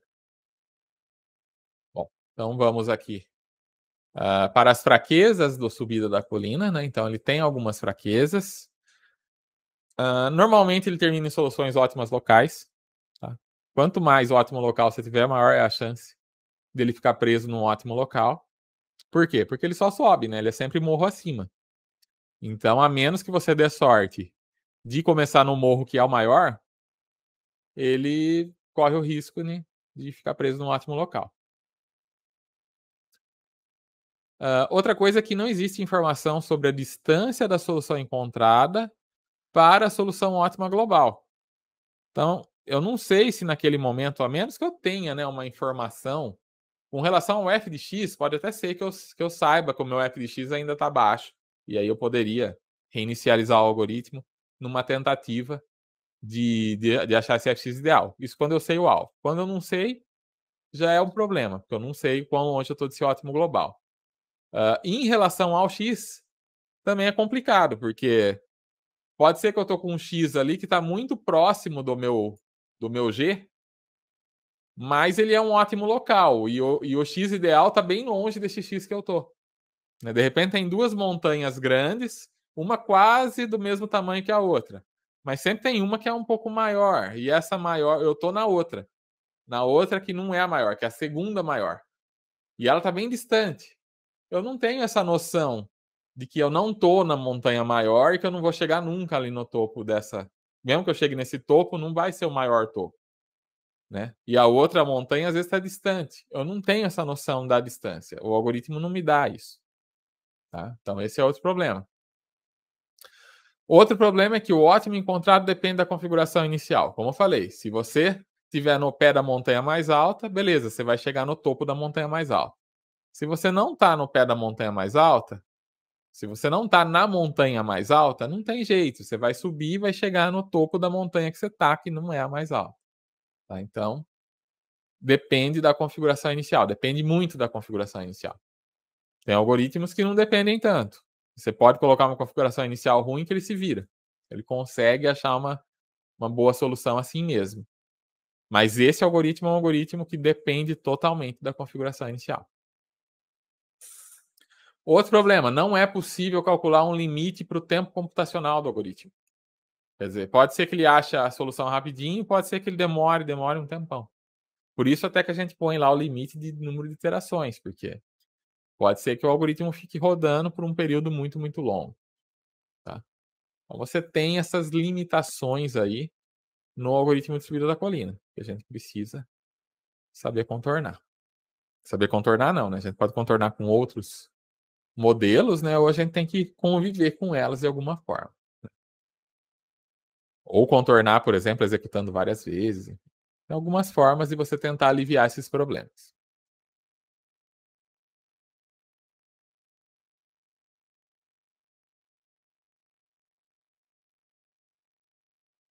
Como o algoritmo só fornece soluções ótimas locais, é razoável que você inicie ele de uma grande variedade de pontos. Tá? Então, isso é uma forma de contornar aquela limitação de ele só achar ótimo local. Então, assim, a esperança é de que se você executar ele várias vezes, uma das vezes você vai chegar no ótimo global. Tá? Então, como é que é? Né? Se eu tenho aqui essas várias montanhas e eu quero chegar no topo da mais alta. O que eu posso fazer? Qual pode ser minha estratégia? Eu posso soltar os meus alpinistas aqui em diferentes pontos do espaço, na esperança de que algum deles aqui caia na montanha mais alta e chegue no topo. Então, esses 3 aqui vão chegar no topo. Esses 2 não, esses 3 também não. Mas, enfim, quanto mais vezes eu executar, enquanto mais pontos aleatórios eu pegar, maior a chance de eu conseguir o ótimo global. Concordam? Então, essa é uma estratégia boa. Se você vai usar um algoritmo que não é tão bom em exploração, que não faz nada de exploração, no caso, né? No caso do subida da colina, não faz nada de exploração, ele só faz explotação. Então é razoável inicializar ele várias vezes com condições iniciais diferentes. E aí eu contorno aquela questão de ele ser muito dependente da condição inicial e dele só achar o ótimo local. Posso tentar melhorar ele a partir disso. Como é que eu escolho o ponto inicial? Eu não vou escolher sempre no mesmo lugar, né? Então eu posso escolher aleatoriamente, deixo a sorte decidir, né? Pode ser uma boa estratégia, principalmente se você tem muitos pontos, né? Várias execuções, muitas execuções, o aleatório tende a ser bom o suficiente. Mas eu também posso usar uma grade, um padrão regular. Então, se eu tenho uma dimensão, eu coloco lá um padrão. Eu tenho uma dimensão, meu intervalo de busca vai de menos 10 a 10. E eu vou executar esse algoritmo 20 vezes. Uma boa estratégia é colocar ele no ponto menos 10, no menos 9, no menos 8, no menos 7, até o 10. Aí deu 21, né? Eu sei, falei errado, mas enfim. Vocês entenderam qual que é a ideia, né? Você distribui as suas inicializações pelo espaço de busca e a menos que a sua montanha for muito fininha, né? Você vai conseguir chegar no topo dela. Porque um desses pontos deve, né? Dentro desse padrão, conseguir pegar essa montanha maior e subir até o topo. Mas nem sempre o seu problema tem uma dimensão só, às vezes ele tem mais. Então, se você trabalha com 2 dimensões, aí já vai ser uma grade, né? Aí você vai ter que pegar, fazer uma grade com vários pontos. Aí você pode fazer os riscos horizontais e verticais, e cada intersecção dessa grade você vai virar um ponto de inicialização. Tá? Se tiver 3 dimensões, 4 dimensões, você pode fazer essa grade. Você pode fazer uma grade 3D aí também. Uma grade 4D, 5D, quantos D você quiser. É claro que quanto mais dimensões, mais pontos, e aí, né, pode ser que você tenha que executar o algoritmo muitas vezes. Então, né, há de se pensar se vale a pena usar o padrão aí no caso, ou usar aleatório, enfim. Mas você tem sempre essas alternativas. Também pode usar outros tipos de informação. Aí entra a heurística também, né? Se você já tem uma noção de que uma determinada parte do espaço tem mais chance de estar ali o ótimo global, então você pode não fazer aleatório. Você vai e prefere aquela região onde você acha que que a sua solução vai estar. Mesmo que você ainda assim teste outras, né? Mas se você tem né? Caso da jazida lá de ouro, por exemplo. Eu posso, de repente, escolher testar os lugares onde já existe um histórico de que alguém encontrou ouro. Então, vou colocar mais garimpeiros naquela região aonde o ouro já foi encontrado e menos em outras regiões onde ninguém nunca encontrou nada. Então, posso usar alguma heurística para tentar fazer uma escolha melhor de ponto inicial. Tá? Posso combinar algoritmos, né? Eu posso escolher um algoritmo que vai me dizer os pontos iniciais e aí eu uso para esse algoritmo. Tem, né? Muitas situações que eu posso tentar usar para resolver. Então, nesse caso, o algoritmo tradicional vai ser inicializado múltiplas vezes e teremos uma memória da melhor solução. Então, a gente chama isso de subida da colina interativo, ou Iterated Hill Climbing em inglês. Vou executar ele múltiplas vezes. Inclusive, eu posso até mudar de ideia entre as execuções. Né? Se tem alguma coisa que eu estou conseguindo obter entre as execuções, aí eu posso usar isso para guiar minhas novas inicializações. Então, o algoritmo subida da colina iterativa ele fica assim. Chama aqui HC, tem um procedimento que vai te retornar o melhor. Tem ainda um número inicial, né, um nstart aqui, que é a quantidade de vezes, né, que você vai executar esse algoritmo. O número máximo de iterações. nstart, no caso, o número de vezes que você vai inicializar o algoritmo. Por isso que é nstart. Número máximo de iterações. E o G, que é o alvo, né? Você vai inicializar, então, o temporizador em 1, o contador de iterações, na verdade, em 1. E enquanto, então, esse T1 for menor do que o número de inicializações, e enquanto a avaliação do melhor for diferente do alvo, eu vou fazer o quê? Eu vou inicializar o X da maneira que eu quiser. Vou avaliar esse X e vou fazer um hill climbing inteiro, né? Aquele hill climbing que a gente já viu, para obter um novo X. E aí, eu vou avaliar esse X para ver se ele é melhor do que o melhor que eu já tinha inicializado aqui, ou o melhor que eu obtive na iteração anterior. Se esse X é melhor que o melhor, eu guardo esse X do melhor. Fim C, fim enquanto, inicializo de novo. Tá? Então, vou fazer isso daqui N vezes, N start vezes, né? Para eu ver se eu encontro um hill climb melhor. Cada vez que eu executo o hill climbing, ele vai me dar um ótimo.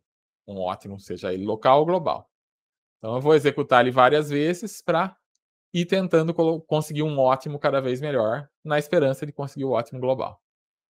Então, eu guardo esse valor melhor, esse X melhor, nessa variável melhor, e eu sempre comparo a avaliação dela com o novo X que eu acabei de obter com o hill climbing. Tá? Então, é isso aqui. Vou deixar aí vocês analisarem esse algoritmo, verem se vocês têm alguma dúvida. Bom, então, qual que é a ideia por trás do algoritmo da subida iterativa? Né? Que cada inicialização ela vai subir aqui até o topo do morro onde ela está. Né? Então, a esperança é de que pelo menos uma delas, né, caia. Se ela cair em qualquer ponto daqui até aqui, né, a tendência é que ela... Aliás, o ponto exato vai depender da vizinhança, claro, né? Porque se você está aqui na vizinhança, você pode acabar indo para cá. Mas dentro de uma certa vizinhança, né? Digamos, uma vizinhança desse tamanho. Se você tiver mais ou menos desse ponto, até mais ou menos esse ponto, ele não vai conseguir gerar na vizinhança um ponto melhor à direita aqui. E nem aqui ele vai conseguir gerar à esquerda. Então, nesse caso, ele vai subir até o topo. Tá? Enquanto que nesses outros casos ele vai acabar subindo em outros morros. Então, depende. Chegar aqui vai depender de duas coisas, né? Da inicialização, de ser uma boa inicialização, e de ser uma vizinhança que te permita, né, não fugir para outro local aqui. Né? Por isso que eu falei do risco da vizinhança ser muito grande. Né? Uma vizinhança muito grande vai te permitir que qualquer ponto chegue aqui, mas a que custo, né? Dificilmente você vai chegar também, porque você vai ficar dando saltos muito grandes. Né? E aí, chegar aqui acaba sendo algo aleatório, em vez de ser algo que vai acontecer. Que vai acontecer pelo seu próprio algoritmo.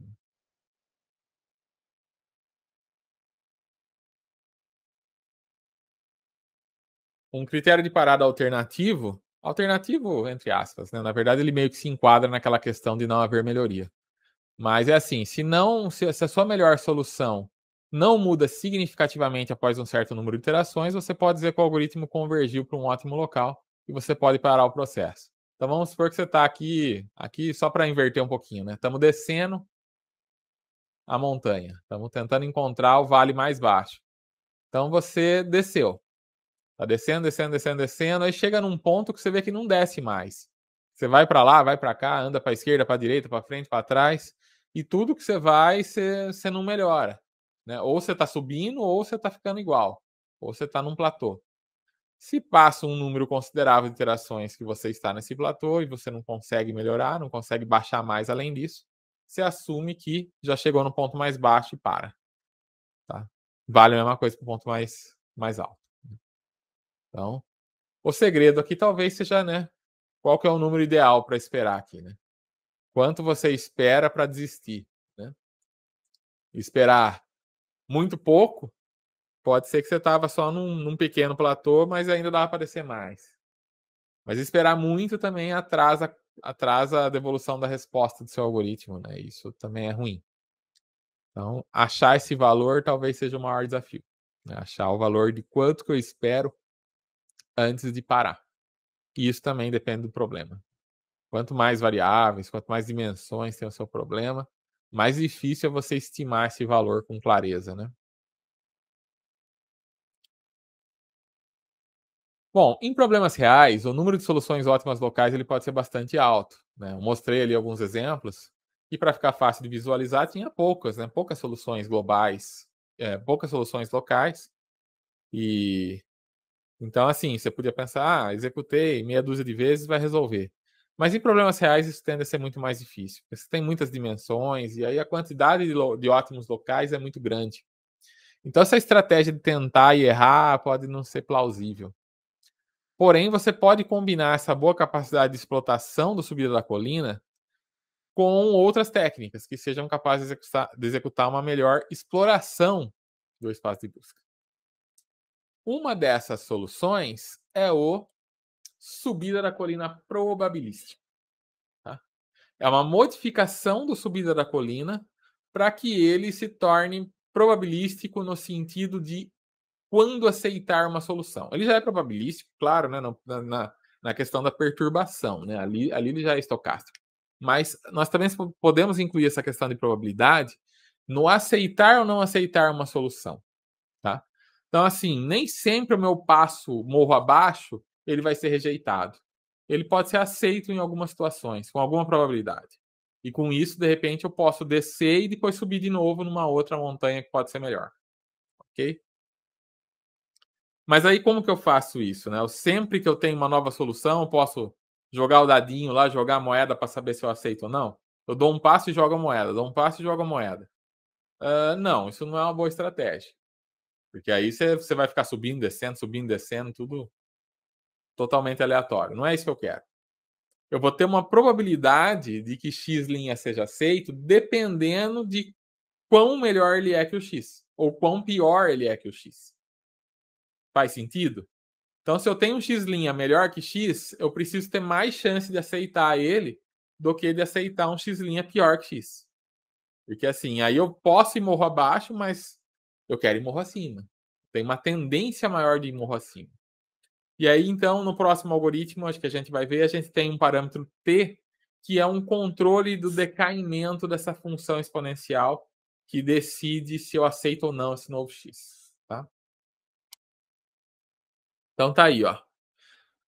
A gente tem o hill climb estocástico agora, né, a subida da colina probabilístico, aonde ele ainda recebe o número máximo de iterações e o alvo, que é G. Você ainda inicializa x de maneira aleatória e você avalia o x. E aí você tem o contador de iterações. Até aqui tudo igual, né? O x' é uma perturbação do x. Você avalia o x'. O pulo do gato está aqui. Tá? Aqui é a diferença. Aqui eu não tenho mais aquele negócio de x melhor que x'. X' é melhor que x? Aceite x'. X' é pior que x? Não aceite x'. Não é mais assim. Agora o negócio ficou probabilístico. Como que ele ficou probabilístico? Eu tenho aqui um número aleatório que eu vou gerar, de 0 a 1. No intervalo de 0 a 1, fechado em 0, aberto em 1. E vou ver se ele é menor que essa equação aqui, que é 1 dividido por 1 mais exponencial do avaliar de x menos o avaliar de x', dividido por t. Tudo isso daqui tira esse exponencial, soma 1 e coloco 1 dividido por isso. E aí eu vejo se esse valor aqui vai ser maior do que esse aleatório que eu gerei ou não. Se ele é maior que o aleatório que eu gerei, então eu aceito esse novo x'. Se ele é menor, eu não aceito. Então, t, nesse caso, é uma constante. Tá? Essa equaçãozinha aqui, ela dá um valor entre 0,5 para valor positivo, que representa uma piora. Valor positivo disso aqui, ó. Representa uma piora. Então, ela dá um valor entre 0,5 para piora. E dá um valor entre meio e 1 para melhora. Então, fica claro que é mais fácil eu aceitar uma melhora do que eu aceitar uma piora. Além disso, quanto melhor for essa melhoria, mais chance de aceitar. Tá? Por quê? Porque se eu gero um valor aqui que é 1, certamente ele é maior que esse aleatório. Agora, se eu acerto um valor aqui que é 0, certamente ele é menor do que o aleatório. Então, ele não vai ser aceito. Então, assim, pioras pequenas têm mais chance de ser aceito do que pioras grandes. Tá? Então, com um t pequeno, grandes melhoras têm mais chance de ser aceita que pequenas melhoras, que por sua vez têm mais chance de ser aceita que pioras. Com um t tendendo ao infinito, qualquer diferença de avaliação vai tender a meio aqui. Então, se t é infinito, isso aqui dá sempre meio. E aí o meio tem iguais chances de ser aceito ou não. E aí vira uma busca aleatória, quer dizer, ele vai tanto subir quanto descer. Tá? Então, tem que achar um valor legal para t. Um t muito pequeno vai deixar o subida da colina como ele era. Vai deixar ele aceitando só melhorias e nunca aceitando uma piora. Um t muito grande, um t infinito, busca aleatória, ele sobe, desce com igual probabilidade. O t ideal é aquele que vai fazer com que eu suba mais do que desça, mas que ainda assim eu possa descer de vez em quando. Ok? Dúvidas?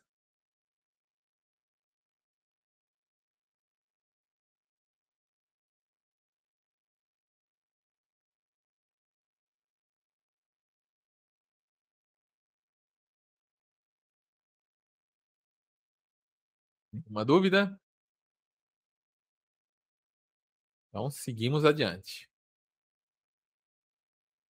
Então, a probabilidade P de que o novo ponto x' seja aceito, é dada por P igual a 1 dividido por 1 mais exponencial do avaliar de x menos avaliar de x', dividido pelo t. Então, como eu falei, quanto maior o valor de t, menor a importância da diferença de variação de x e x'. Tá? Com t infinito, tanto faz a avaliação de x', x', ele é como se nem precisasse avaliar, né? Ele vai aceitar com probabilidade meio a meio. Então, é a mesma coisa que dar um passo e jogar a moeda. Eu vou chegar no topo? Pode ser que eu chegue, mas é difícil. Porque eu vou subir, vou descer, vou subir, vou descer. Então, não é legal. Com alto valor de t, a busca fica similar a uma busca aleatória, que também não é o que nós queremos. Agora vamos falar do recozimento simulado. Recozimento simulado, como eu falei, ele é inspirado num processo de recozimento de sistemas físicos. O que é recozimento?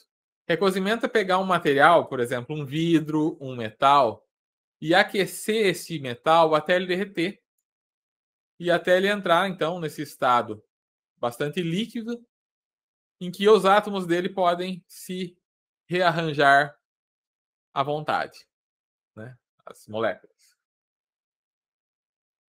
Elas vão se rearranjar, e aí você vai fazer um resfriamento lento o suficiente para que ele encontre a melhor configuração possível. E dessa forma possa reduzir a sua fragilidade. Então a ideia é formar cristais, tá? Então esse processo é um processo que deixa o metal mais resistente. Tá? Como eu falei, isso é um tanto intuitivo. Se você derrete algo e de repente joga na água, faz ele esfriar super rápido, ele vai ficar com bolhas, ele vai ficar frágil, né?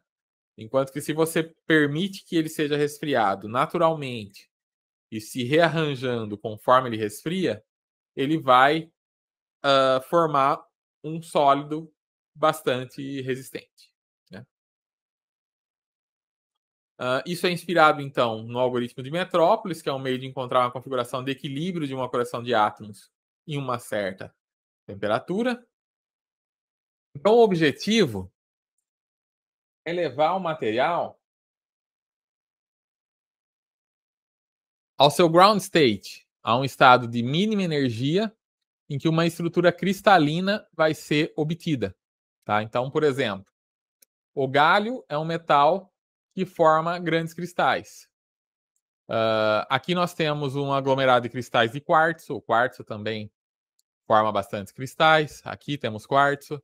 Então a ideia é formar, né, uma estrutura que ela fica ordenada de uma forma que torne esse material mais resistente, o mais resistente possível, tá?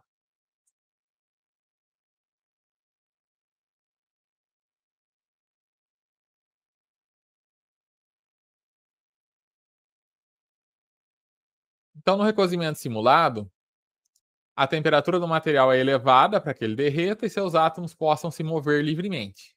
Então, derreteu, ele vira um líquido, ele se move livremente. A temperatura do sistema, então, derretida, ela vai sendo lentamente diminuída para que a cada nova temperatura os átomos possam se movimentar o suficiente para adotar uma orientação que seja mais estável. E se a temperatura for diminuída suficientemente devagar, os átomos vão repousar na orientação que é mais estável, produzindo assim um cristal. Então, até agora a gente falou do recozimento da física, do recozimento que é usado em materiais. Mas como que ele fica no recozimento simulado, na nossa simulação? O estado do sistema físico ele equivale a uma possível solução do problema. A energia do sistema ela vai ser medida pela função de avaliação. E no sistema físico, o objetivo, então, é encontrar a configuração de mínima energia. Aqui é a gente encontrar a solução do nosso problema. O estado de equilíbrio equivale a um ótimo local. E o estado de mínima energia, que é o ground state, é o ótimo global. A temperatura vai ser um parâmetro nosso de controle, que nós vamos colocar num valor alto e diminuir. E o recozimento é a busca reduzindo esse valor de temperatura. Tá? Então, recozimento simulado. Você tem um algoritmo que seja X a atual configuração do sistema, X' a configuração de X após um pequeno deslocamento aleatório e T a temperatura do sistema. Você vai ter uma função G de T de temperatura, T maiúsculo de temperatura, e o T minúsculo, que é o número de iterações, que vai ser responsável por reduzir o valor da temperatura. E geralmente, então, você vai usar um decremento geométrico da temperatura. Por exemplo, T igual a beta vezes T, onde beta é um valor um pouco menor que 1. Tá? Não muito menor. Tá? Um valor que vai fazer esse T diminuir geometricamente, mas devagar. Tá? Então, veja aqui como é que fica o algoritmo do recozimento simulado. Você tem aqui, então, essa função simulate annealing, procedimento, que recebe G, que é o alvo, como entrada. Você vai inicializar o T, que é a temperatura. Vai inicializar o X, que é o seu valor inicial para X. Vai avaliar esse X. Vai inicializar as iterações com 1. E enquanto não atender o critério de parada, você vai fazer o seguinte: o critério de parada a gente já sabe qual é, né? De chegar a um limite de iterações, de chegar no alvo, ou de não, né, da temperatura chegar no mínimo e você ainda assim não encontrou. Tem vários critérios que a gente vai poder usar. Aí você vai fazer um x', que é o x perturbado, mesma coisa que lá no Hill Climb, vai avaliar esse x', e se o avaliar de x' for melhor que o avaliar de x, você aceita. Então, assim, melhoria sempre é aceita. Piora, às vezes aceita, às vezes não aceita. Dependendo de quê? De um valor aleatório que você vai gerar entre 0 e 1, e vai ser menor que um exponencial de avaliar de x' menos avaliar de x dividido por t. Parece lá com o subida da colina probabilístico. A diferença é que esse t não é mais uma constante. Ele é uma variável que ela começa alta e vai diminuindo. Tá? Em seguida, você aplica aquela função de baixar a temperatura e aumenta o número de iterações. E faz de novo. Então, quer dizer, você vai fazer isso daqui N vezes. Sempre que melhora, você aceita. E quando piora, né, quando o passo é morro abaixo, aí depende da temperatura. Se a temperatura está alta, a tendência é que você aceite passos morro abaixo. Mas conforme a temperatura vai esfriando, a tendência é que você só quer ir morro acima. Aí você vai cada vez menos morro abaixo. Então, se o x' é melhor que x, essa avaliação vai ser maior que 1, a melhoria, então, ela é sempre aceita, ela já é aceita no C aqui, né? Mas se você chegar no senão, mesmo que você chegasse no senão, você sempre aceitaria, porque esse valor daria maior. Agora, se o x' é pior que x, então esse avaliar de x' menos avaliar de x dividido por t é menor do que 1. Se ele é menor do que 1, quanto menor ele for, mais vai ser difícil dele ser aceito, né? Então, assim, o quanto menor que 1 depende da temperatura. E com temperatura alta, o valor tende a 1. Com temperatura baixa, esse valor vai diminuindo. Reduzindo, então, a chance de que um valor que piora o seu f de x, o seu avaliar de x, um valor que piora, ele vai tender a não ser aceito. Tá? Então, tem que ficar claro isso, né? Temperatura alta, subir, descer, tá tudo valendo. Subir sempre aceito. Descer também quase sempre aceito. Temperatura vai baixando, aí eu só vou preferindo só subir, né? Aí só a subida que vai começar a contar, porque a descida ela vai estar sempre ponderada por um aleatório, e aí eu tendo a não aceitar todas as descidas. Até o ponto em que a temperatura está tão baixa que aí eu só aceito subir, e é um ponto em que eu vou chegar no meu, espero, ótimo global. Mas pode ser que eu fique preso ainda num ótimo local. Né? O simulado não vai me dar nenhuma garantia de que eu vou chegar no ótimo global. Eu ainda posso ficar preso no ótimo local. Ok? Dúvidas no reconhecimento simulado?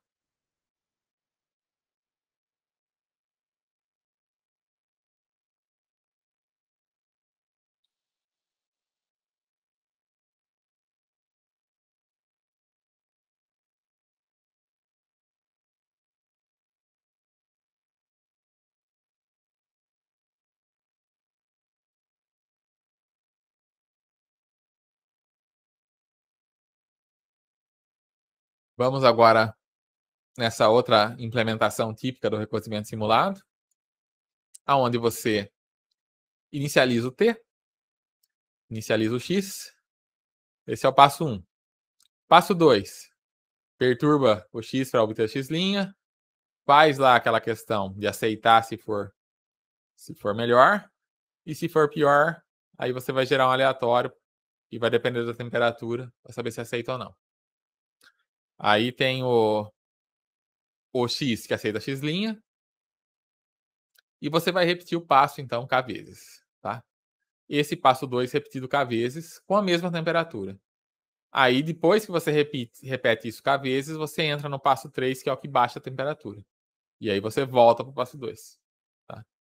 Então, assim, você não precisa ficar... Você pode, tá? Baixar a temperatura a cada iteração.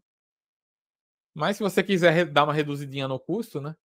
Você, em vez de reduzir ela a cada iteração, você pode fazer algumas iterações com uma temperatura e aí você baixa a temperatura. Faz mais algumas, baixa temperatura. Faz mais algumas, baixa temperatura. Até chegar numa temperatura mínima, que aí você volta para a inicialização, inicializa de novo a temperatura, inicializa de novo o X. Quer dizer, quando você chega aqui, né, na temperatura mínima, você sobe ela de novo e começa tudo outra vez. Que é meio que um recozimento simulado iterativo, né? Você vai fazer ele várias vezes para tentar chegar na melhor solução. Porque nem sempre, né, você começa lá com a temperatura alta e baixa, como eu falei, você ainda pode ficar preso num ótimo local. Mas se você esquenta, esfria devagar, esquenta, esfria devagar, esquenta, esfria devagar, uma hora pode ser que você consiga aí o seu ótimo global. A esperança é que em uma dessas tentativas você consiga. Então essa é uma implementação típica, que você baixa a temperatura devagar, quando ela chega no mínimo você sobe de novo e inicializa o X de novo, né? Uma nova inicialização para trocar ele de lugar, jogar ele num outro lugar do espaço de atributos, para tentar aí encontrar uma solução melhor. Ok?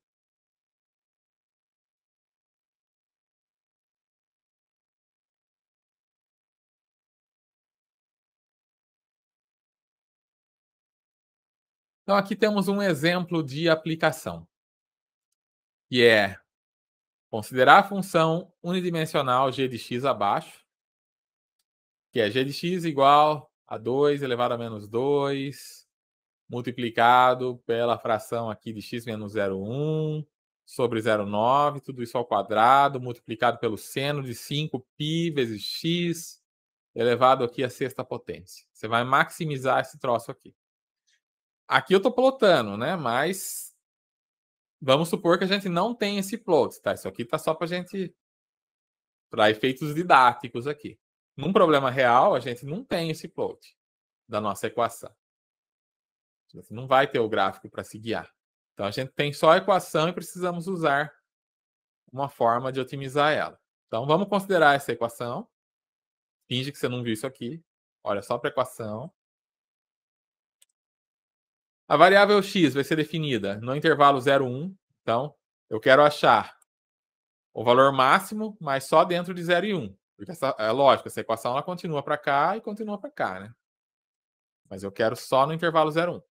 Assumo que o máximo global é desconhecido. Se eu olhar aqui, eu estou vendo qual que é o máximo global, né? Mas vamos assumir que é desconhecido. Nós não conhecemos o gráfico.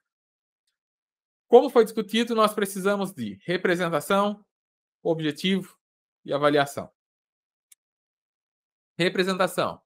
Vamos usar o valor real da variável x para representar as soluções candidatas. X pertence a 0 e 1. Intervalo de 0 e 1. Para perturbar o ponto atual, usaremos um ruído gaussiano de média zero e pequena variância. Pequena variância, tá? Não pode ser grande, tem que ser um valor bem pequeno aqui. Por quê? Porque o meu intervalo é de 0 a 1. Se eu botar 1 aqui, é claro que vai, né? Vai dar variações tão grandes que vai virar uma busca aleatória. Então eu quero um valor aqui de sigma que seja pequeno, 0,01, 0,001, tá? Valores pequenos com relação ao meu intervalo. Então, quer dizer, a minha perturbação vai dar uma gaussiana, aonde eu tenho mais chance de gerar aqui valores próximos de 0 do que eu tenho de gerar valores próximos de 0,1 ou de menos 0,1. Então, assim, no meu caso aqui, eu vou estar gerando qualquer coisa entre menos 0,1 a 0,1, só que com mais chance nessa região aqui e menos nessa região aqui, tá? Respeitando essa gaussiana das probabilidades. Também poderíamos usar uma distribuição uniforme, tá? Reconheço que, às vezes, implementar isso aqui pode ser complicado, né? Mas a maioria das linguagens já tem isso pronto, então não vejo muito, né, problema de usar isso aqui. Só quando você está fazendo uma implementação manual, numa linguagem que não tem isso, é que pode ser talvez vantagem usar uma distribuição uniforme. Funciona com distribuição uniforme? Funciona. Pode funcionar bem. Mas a tendência é que a gaussiana tende a ser melhor, né? Intuitivamente, pelo menos a gente olha ali e fala, bom, uma gaussiana acho que é melhor aqui porque prioriza passos menores do que passos maiores. Vamos descartar qualquer resultado fora do intervalo 0, 1. Pode acontecer, né? Você está lá no zero já, gerar um valor para x' que seja menor do que 0 ou maior do que 1. Se acontecer isso, a gente descarta. Não vamos permitir gerar valores fora do espaço factível. O espaço factível é de 0 a 1. Tá? Então, vou limitar minha função. Se ela gerar alguma coisa fora disso, eu descarto e gero de novo.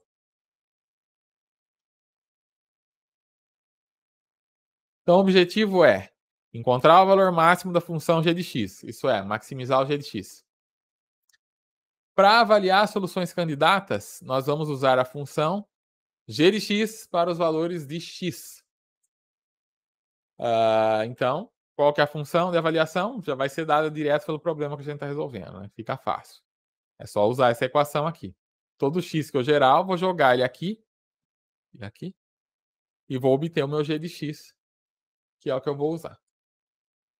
Ok? Então, dado esse exemplinho aqui, vamos aos nossos exercícios de hoje. Então, tenho 3 exercícios para vocês, para essa nossa segunda parte, que é o primeiro, implementar os vários tipos de algoritmos de subida da colina e de recozimento simulado para resolver o problema proposto no exemplo de aplicação. Esse exemplo que eu acabei de passar. Use um esquema de representação para as soluções candidatas, para a variável x. E compare o desempenho dos algoritmos e tire as suas conclusões. Vocês têm, então, várias versões aí do subida da colina, né? Subida da colina normal, probabilístico, iterativo. Vocês podem executar e ver qual que se sai melhor, qual que é a diferença. Né? Pode executar várias vezes para tirar uma média, desvio padrão e comparar. Tá? Então a ideia é essa. Depois você vai pegar, então, o subida da colina simples e usar diferentes configurações iniciais, como tentativas de encontrar o ótimo global. E aí você diz se o algoritmo teve sucesso ou não. E se ele teve, assim, qual que é o índice de sucesso dele? Quantas vezes que você inicializa ele, que ele chega numa solução ótima global? E depois você pode discutir a sensibilidade de todos os algoritmos com relação aos seus parâmetros de entrada. Tá? Então, os algoritmos têm alguns parâmetros, né, que a gente viu lá, que é tempo, que é o próprio alvo, que nesse caso a gente não tem, temperatura baixa devagar, baixa depressa. Então, tudo isso influencia. Quanto influencia? Vocês podem dizer isso para mim também. Tá? Então, discuta aí no seu... Vocês vão fazer o relatório lá no primeiro trabalho. E aí vocês vão poder discutir a sensibilidade desses algoritmos. Tem um que é mais sensível, tem outro que é menos, ou eles são todos iguais. Isso é algo que vocês podem responder aí a partir desses exercícios. Ok? Dúvidas com relação aos exercícios? Então, eu vou... Bom, aqui o último slide é só as referências, tá? Então, a maior parte desses slides aí baseados no livro do Leandro Nunes de Castro. Bastante coisa baseada no material do professor André Ponce de Leon Carvalho, que é lá do ICMC USP. Eu fiz a disciplina dele, né, no meu doutorado. Então, muita coisa das notas de aula dele também eu usei aqui. E tem mais alguns livros aí que são específicos aí dessa...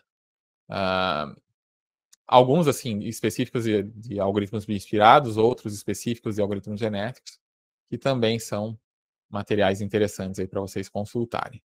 Então, agora eu vou encerrar aqui a apresentação, vou parar a gravação, mas eu vou ficar por aqui, então vocês podem começar a implementação, aí, como eu falei, na linguagem que vocês quiserem, né, do jeito que vocês quiserem, e qualquer dúvida que vocês tiverem agora aqui, vocês já podem tirar, tá? Então, eu vou ficar aqui ainda. Já registrei a presença de todo mundo, então hoje está todo mundo presente, tá? Então vocês podem começar a implementação, mas eu estou aqui a hora que vocês quiserem, pode abrir microfone aí e perguntar ou mandar texto, que eu já vou tirando as dúvidas que vocês tiverem nesse início de implementação. Claro que eu não espero que vocês terminem tudo ainda hoje, então se o que ficar de dúvida para depois, vocês podem daí postar no Classroom ou trazer na próxima quinta-feira, tá? Então deixa eu encerrar aqui e eu já estou colocando lá os slides no Classroom para vocês poderem, poderem implementar, tá?